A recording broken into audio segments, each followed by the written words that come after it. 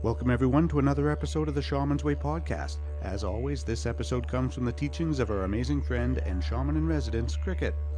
We hope you're enjoying these podcasts as much as we enjoy making them, and I'd like to take just a moment to ask you if you would please leave us a rating and a comment in iTunes or whichever podcast player you're listening to us from. Giving us a rating and sharing this podcast with others is the biggest way you can tell us that you like our show. Now, without further ado, on with the episode.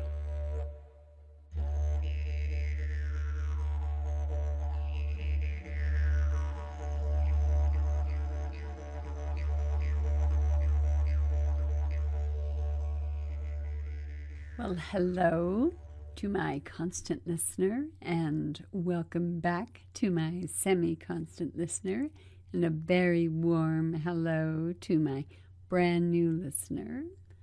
I want to talk today about the Totem Eagle.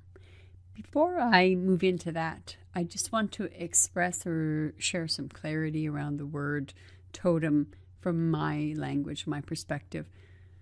I believe there is a very big difference between the word totem and the word power animal. I believe that the use of the word totem to reference a basic power animal or spirit kin that you have met in a journey is a misappropriation of the word totem. Totems refer to animals that a specific group of people were born into or had a lineage with. I refer to the Haida people of Haida Gwaii or the Queen Charlotte Islands in northern British Columbia. They were born not of totems, but of two clans, either the Raven or the Eagle clan. Those were the two primary groups within the Haida people. Totems are referred to or used in reference to a brother or mother or a progenitor or beginning creator being. That being is associated with the word totem. Totem implies a relationship between a people and an individual within that group of people and a particular animal or spirit.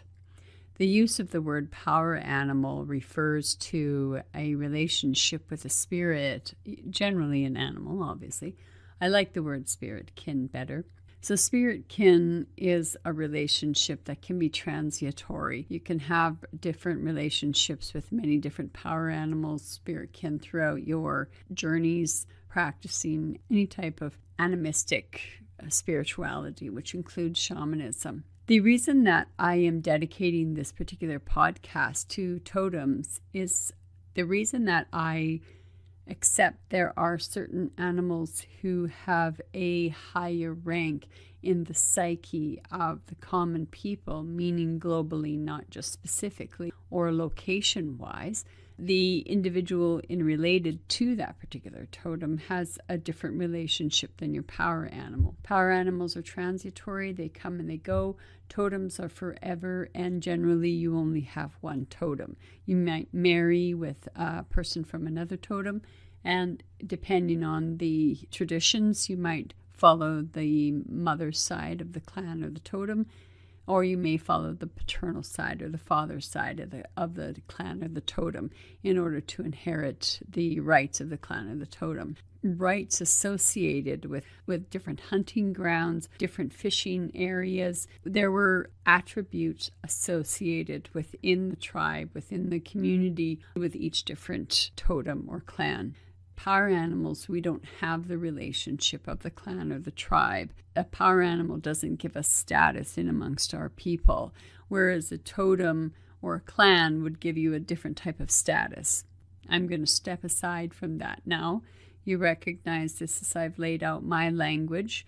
I know the language is changing. Eagles. There are animals that have captivated our imagination.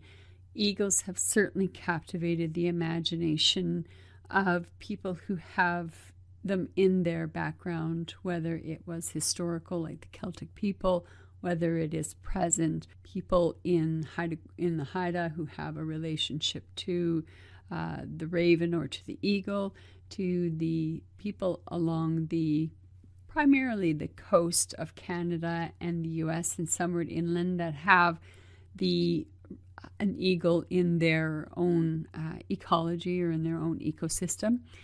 Wherever there generally is an eagle, there is associated stories. We can see them in our myths and our legends, and we'll touch into a bit of that today. They have a higher status. Totem animals have a higher status. They have a relationship in the global psyche. They have a global relationship in the archaeomythological perspective of who we are. Wherever you look for the eagle, you can look up any number of spiritual meanings for the eagle if you work with the eagle as one of your own spirit kin. I don't have a relationship with eagle as a spirit kin. So what I'm telling you is what I have learned from other people, what I have learned in my studies of anthropology, in my reading of myths, legends from around the world. Most eagles are found primarily in Africa and Asia. Some of them are just absolutely huge. I have a favorite eagle. It's the Harpy Eagle, although it's not because there are not other eagles that are just as big or just as amazing. I just love the look of the Harpy Eagle. The Finnish mythology, there is also a very strong and very deep relationship to the eagle, and I'll move in and touch into that later.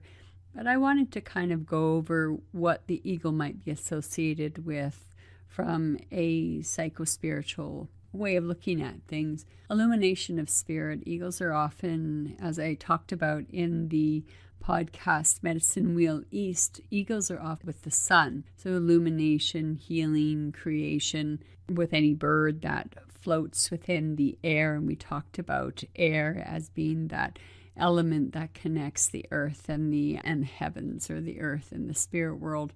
Eagles symbolize the ability to be connected with the earth. They're incredibly skilled hunters, and their ability to soar to just amazing heights. Eagle reminds us about being of the earth, but not specifically in the earth. The eagle reminds us we walk here on this earth.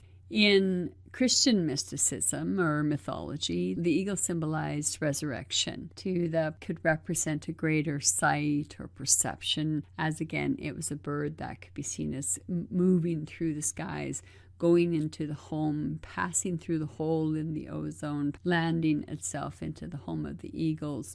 The bald eagle symbolizes the feminine, and its feathers are considered to be linked to the grandmother medicine, which is wisdom, healing, and creation. That's only one interpretation of bald eagles. There are other interpretations. I read a newsletter from the AMMSA.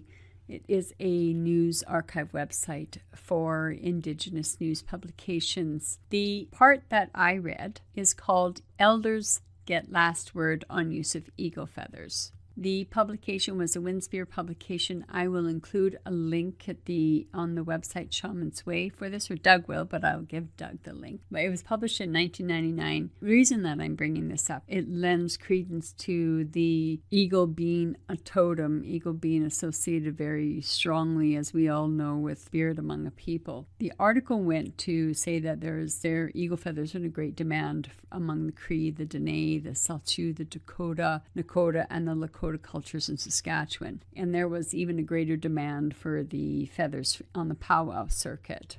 So we have environment resource management, as I'm sure many countries do. Saskatchewan, it's called the Saskatchewan Indian Cultural Center. They joined hands with the Saskatchewan Environment Resource Management in order to create what was called the program is officially called the Birds of Prey for Indian Ceremonial Use, and the article refers to it as the feather bank among the traditional dancers. What I didn't know about the use of the feathers, under the direction of the Traditional Council of Elders, the eligible birds are given into the care of the cultural resource coordinators. They clean, they dissect, and then prepare the feathers and the body parts for distribution, which I kind of guessed happened here in Alberta as well. They keep them in cold storage. When I've talked to different people about working with roadkill, is the first thing to do is put it into the freezer until you know exactly what you're going to do with it.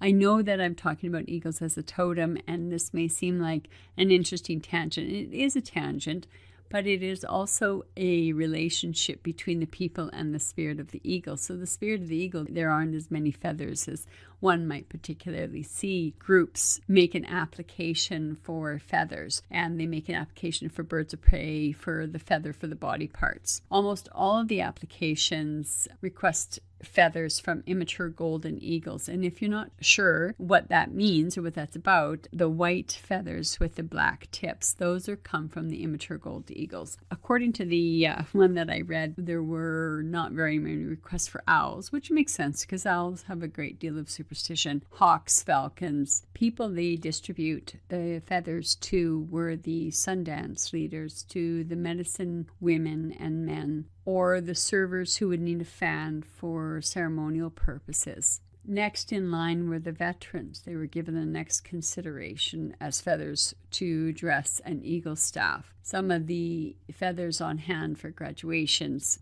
When we think about eagles, there's a heroic nobility and a divine spirit. They are also among the totems that are considered to be messengers, whether you consider wherever that messenger is, from the upper world, from the land of the spirits, from heaven, whatever your language is. One of the things that I've often heard people say who carry the eagle medicine for their own selves or have a deep connection to the eagle as a spirit kin, amongst the people that I've met over the years of journeying in the circle, the eagle has come to symbolize so many aspects. Not only the ability to fly high above the earth, eagle has been a much sought after spirit kin. And I think it is because we have learned from our ancestors the beauty and the myth and the power of the eagle. The eagle is a very large part of the cultural myths.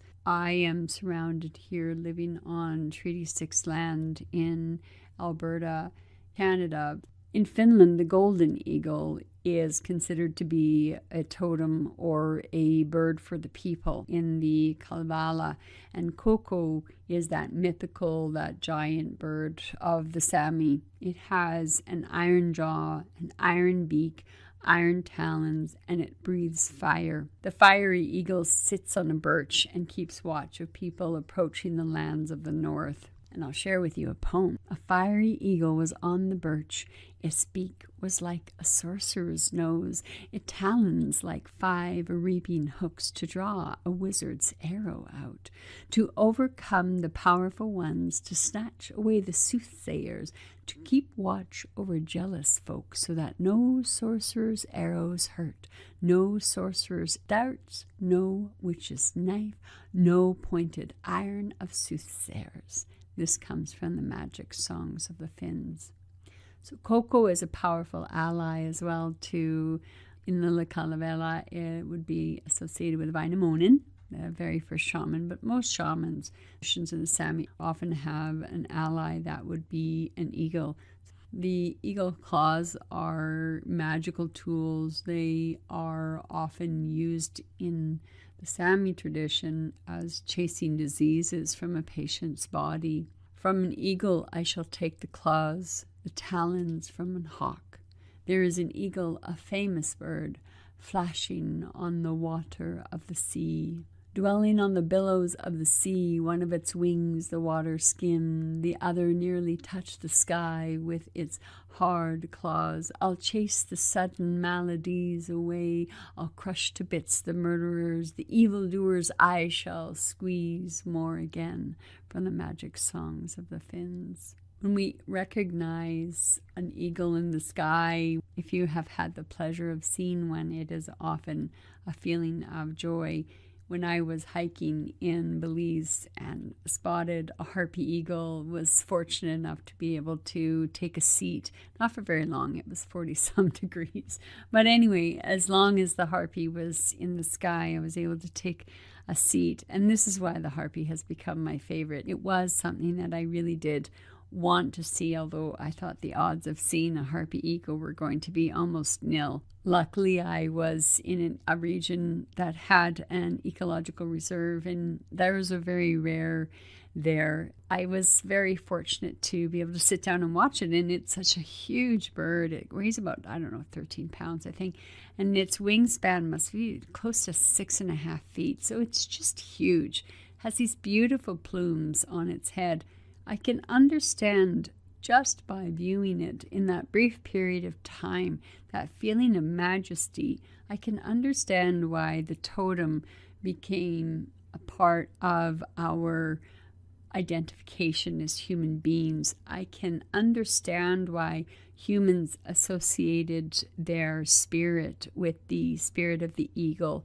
I understand why we have a relationship to such a majestic and varied bird of prey.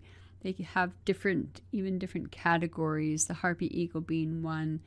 Many eagles, such as the bald eagle in Canada, and in the US as well. In many places, there are the sea and the water eagles who enjoy the feeding on the salmon. To the Celts, the second oldest spirit to be revered was the eagle. It was only older than the salmon. One of the myths was that this particular eagle was as old as could be. When it first started to sit on the rock, it was so high that it reached the sun. It sat on that rock, and that rock was its perch. And now it was only 6 feet tall. Why do I wish to draw your attention at all to the differences between the spirit, kin, and power animal and the totem, and why would I want to draw your attention to the eagle? I want to draw your attention to the eagle because many of you are already drawn to the eagle and the representation or the understanding of how the eagle interacted with your ancestors is really invaluable.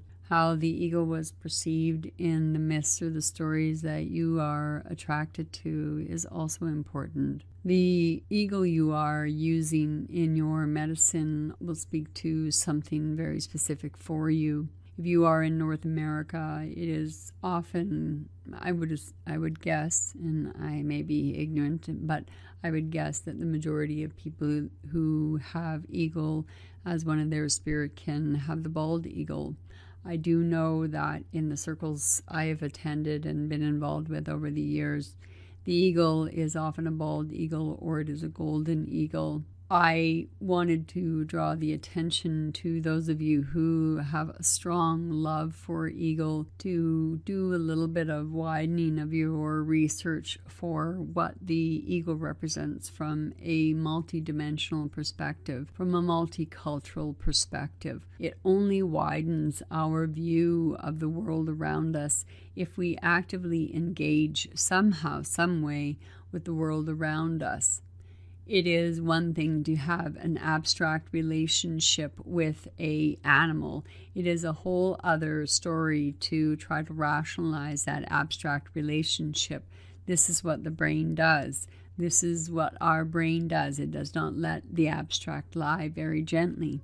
The eagle, with its searing height and its ability to see things from an overreaching way or a much wider view, a 270-degree view per se, will also give us the height to explore ourselves from that 270-degree vision of our own soul, of our own path, of our own trajectory, to encompass and incorporate the love of eagle from different cultures gives us a different view. An eagle that is a sea eagle is very different from the Harpy Eagle that lives in Belize. Even a different eagle is going to be presented in myths and folklore and stories if it is in the Sumerian stories, if it lives in deserts, if it lives in different parts of Africa,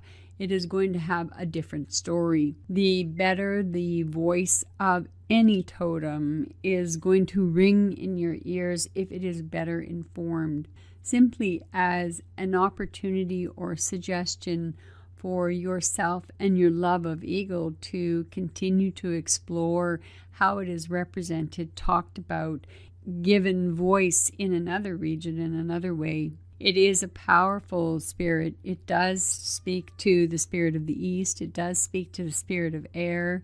It is that guardian. It is that spirit that reminds us that we can fly above the earth, but we are not in the earth.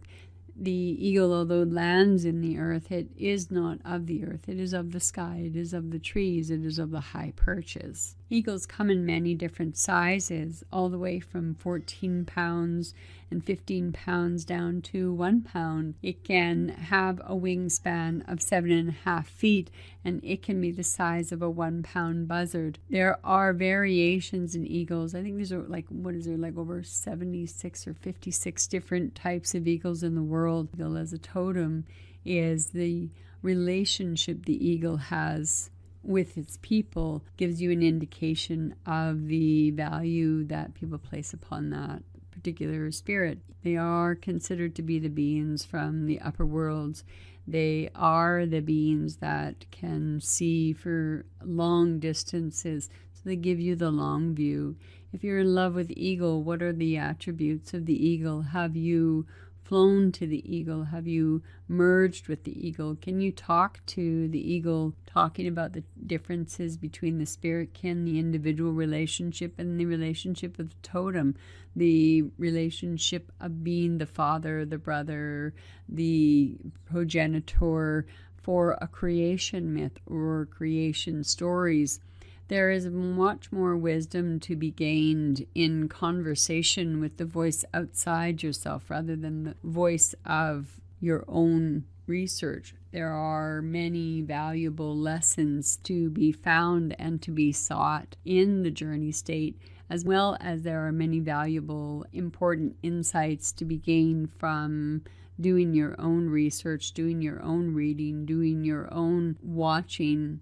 And if you don't have the eagle in your area, but you do have an eagle for your spirit kin, for a power animal, are there documentaries in your area? Do you have access to a public library? Do they have documentaries on eagles from different areas? Can you learn more about the eagle? If you can't watch it in the natural environment, can you find out about it in other natural environments? Traveling myself in northern British Columbia into Haida Gwaii, the Queen Charlotte Islands, I was able to see a very large number of the bald eagles, and the two clans of the raven and the eagle are definitely wound into everything that I saw. Maps to signs to regalia, highlighting these two clans, along with other clans that had come in throughout the years, as does happen. And in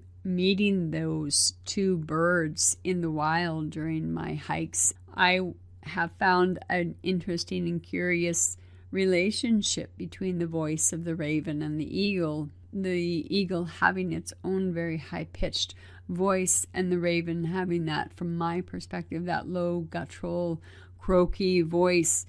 And the songs that they would sing to one another, and the ways that they communicated to one another, and the ways that they argued too. At some points I thought they were like 10-year-olds fighting over that same ball. So I had some amusement my own self. The world around us gives us so many clues to ourself, because we are not devoid of it or separated from it, but we are of it. We are in it. We are with it. We are in that interconnectedness. We have that ability to remain in that interconnectedness as well. Exploring totem animals allows me to share with you some of the wider ideas that I have. I feel like I've kind of gone around in circles a few times with eagle. If I have, you've gone around in circles, it is only because I can feel the wings of the eagle above me, and I feel like I'm flying in circles, trying to find bits and scripts and scraps of information, insights to give to you. Sometimes a challenge to speak about a bird that I don't have a relationship with in my own spirit world. I find it a challenge to connect to the eagle, but I don't have a challenge connecting to the hawk or to the owl. So not everything is for us. Not every animal or every spirit is our spirit.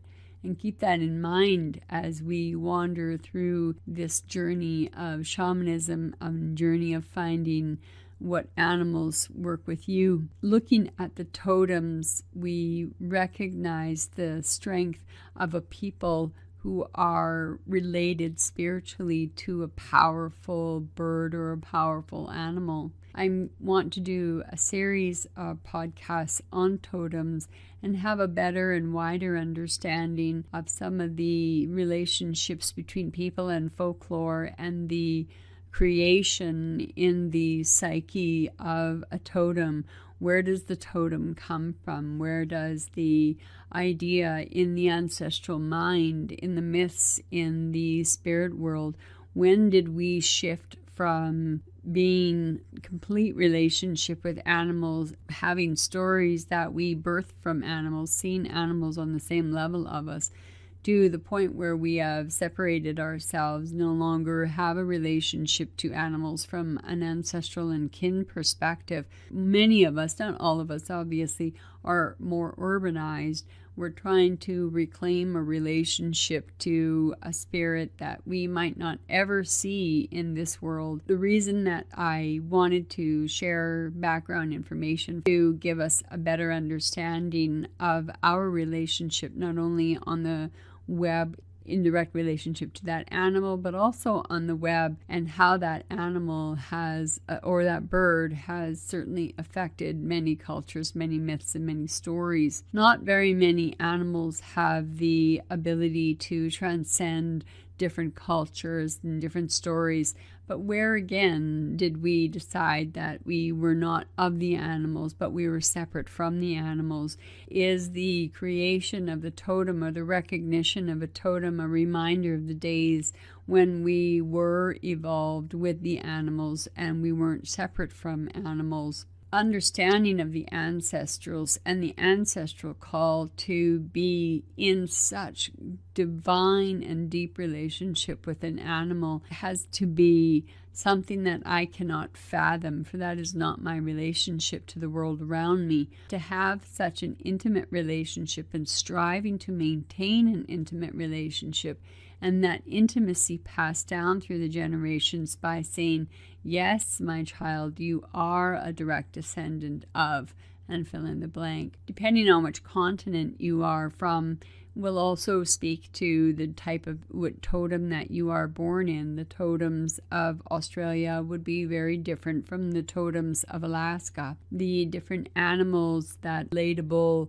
perception of our own self, a relatable perception of the eagle to the human eye, the eagle as a predator, the human as a predator, the eagle as having sharp talons, the human as having sharp talons and the ability to hold things, the eagle having the ability to spot prey from a distance, the long vision, humans being able to recognize 20 years in the future, my settlement or my camp will look like this. The ability for us to stay in companionship with an animal can be a really daunting task in an urban setting.